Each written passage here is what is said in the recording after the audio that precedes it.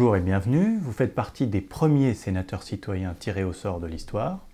C'est une vraie responsabilité, mais c'est aussi une possibilité de peser sur la politique de la nation.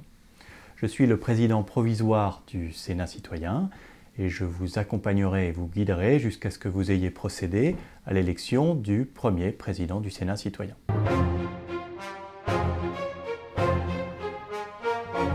Comme vous le savez, ce qu'on appelle désormais dans le monde entier la deuxième révolution française s'est soldée par une réforme constitutionnelle majeure donnant plus de pouvoir au peuple. C'est un approfondissement de la démocratie pour dépasser cette fois-ci non pas la monarchie comme pour la première révolution française, mais la démocratie représentative qui était arrivée à bout de souffle. Le fait le plus symbolique, c'est-à-dire l'équivalent en quelque sorte de la prise de la Bastille pour la première Révolution française, est sans conteste ce qu'on appelle la prise constitutionnelle du Sénat, c'est-à-dire la transformation en un Sénat citoyen dans lequel 348 personnes tirées au sort sur les listes électorales représentent la population française. Leur rôle principal est de contrôler et de questionner l'action du gouvernement et de l'Assemblée nationale. Votre rôle donc, puisque vous avez été tiré au sort.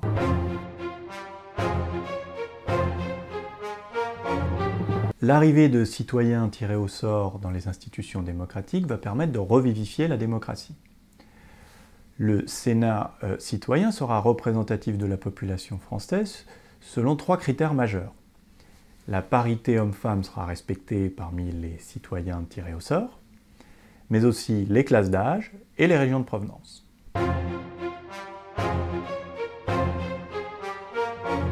Désormais, le Sénat citoyen peut dissoudre l'Assemblée nationale et destituer le gouvernement. Pour cela, il faut une majorité des 3/5, c'est-à-dire 60%, et fournir un motif précis pour cette dissolution ou cette destitution. Comme vous le voyez, le Sénat citoyen n'est pas un simple organe consultatif.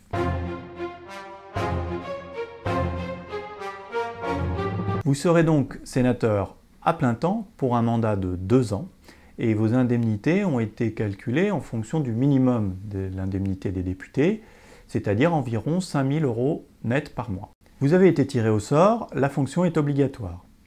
Évidemment, si vous avez une difficulté majeure, vous pourrez faire une demande de dispense.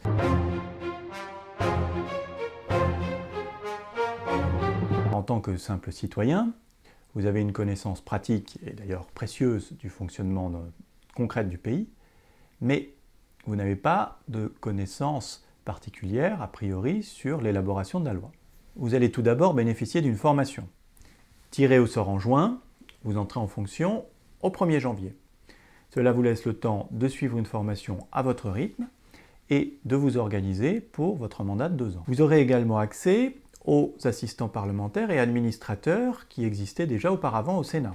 Vous pourrez ensuite vous appuyer sur le CESE, le Conseil économique, social et environnemental, est une chambre consultative qui représente la société civile. Par nature, il dispose d'une expertise qui pourra vous être utile. Vous pourrez également procéder à des auditions d'experts de votre choix. Tous les parlements du monde entier fonctionnent de cette manière, c'est une bonne manière de procéder, et cela vous permettra de vous faire une idée sur la qualité des lois proposées. Enfin, vous pourrez vous appuyer sur les assemblées citoyennes territoriales. Alors de quoi s'agit-il? Vous savez que le nouveau principe démocratique est que pour tout pouvoir constitué ou assemblée élue, il doit désormais y avoir une assemblée citoyenne tirée au sort qui questionne et contrôle ce pouvoir. Donc il y aura des assemblées citoyennes au niveau des régions, des départements, des villes, et également au niveau européen. Cela forme un réseau de citoyens tirés au sort, ils ne seront pas forcément tous à plein temps, mais vous pourrez dialoguer avec eux pour vous faire un avis plus large. Alors rassurez-vous, les expériences de jury citoyen et de conférences de citoyens réalisées dans le monde entier depuis quelques décennies prouvent que cela fonctionne très bien. De plus, le Sénat citoyen sera renouvelé par moitié tous les ans. Cela signifie qu'il y aura en permanence la moitié des citoyens qui auront au moins 1 an d'expérience. Alors, pour vous c'est un petit peu particulier parce que vous êtes les premiers, mais justement, des sénateurs sortants se sont portés volontaires pour vous épauler pendant 1 an.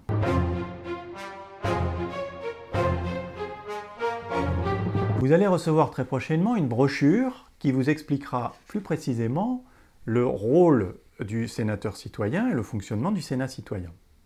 Alors, pour les plus pressés d'entre vous, vous pouvez d'ores et déjà télécharger cette brochure sur le site internet du Sénat citoyen, dont l'adresse s'affiche en bas de l'écran. Alors, dans cette brochure, vous verrez qu'il y a un schéma récapitulatif au début de la brochure qui permet de comprendre mieux les articulations entre le Sénat citoyen et les autres institutions, essentiellement le gouvernement et l'Assemblée nationale.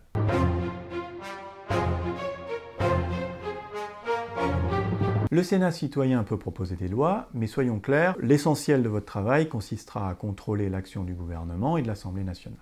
Il y a évidemment les séances hebdomadaires de questions au gouvernement qui seront particulièrement importantes pour obtenir des précisions sur les politiques menées. Le schéma classique sera une loi issue du gouvernement qui passe à l'Assemblée nationale où elle est discutée et ensuite passe au Sénat citoyen par le jeu classique de la navette parlementaire, devrait être votée dans les mêmes termes. Si vous avez des amendements ou des modifications à apporter, elle devra repasser à l'Assemblée nationale.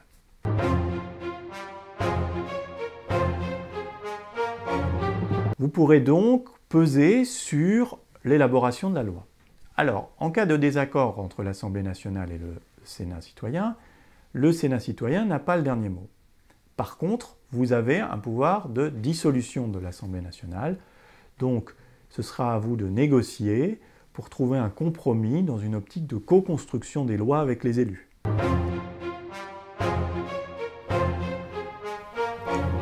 Alors nous sommes ici dans l'hémicycle, et c'est là que les votes se feront, après délibération et surtout travail préparatoire en commission, car il ne faut pas perdre de vue que l'essentiel du travail est réalisé en commission, même si seuls les votes en séance plénière sont légitimes. Alors il y a de nombreuses commissions, comme par exemple la santé, l'éducation, les affaires européennes, et vous choisirez une ou plusieurs commissions en fonction de vos centres d'intérêt, mais surtout en fonction de vos compétences. Et c'est important car c'est là que vous passerez le plus important de votre temps. Vous allez devoir apprendre à travailler ensemble et à respecter le point de vue et les approches de chacun, certains étant par exemple plus théoriques, d'autres plus pratiques, ce qui finalement est assez complémentaire, et grâce à une approche d'intelligence collective, on vous aidera dans cette démarche, vous permettra de rendre des décisions plus efficaces et d'améliorer les lois dans l'intérêt général de la nation.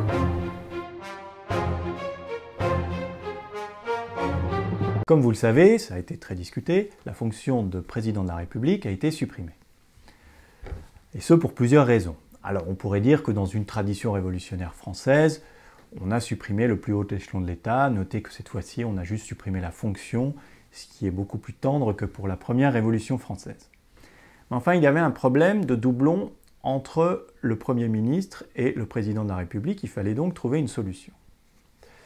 Et plus profondément, une raison est que, dans ce nouvel arrangement démocratique, il faut que le Parlement contrôle l'action de l'exécutif, donc du gouvernement.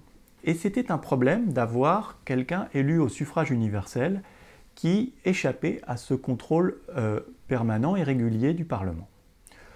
Donc voilà, finalement, c'est le Premier ministre qui est le chef de l'État, et ça ne pose pas particulièrement de problème dans d'autres démocraties.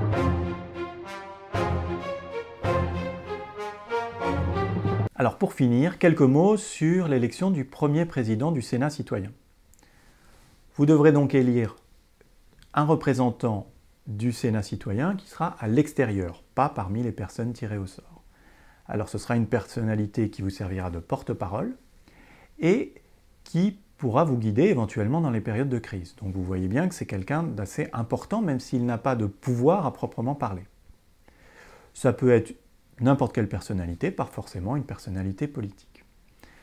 Alors, j'ai juste un petit conseil à titre personnel à vous donner, c'est que choisissez plutôt quelqu'un qui se sera montré bienveillant et positif à l'idée de l'entrée en service du Sénat citoyen.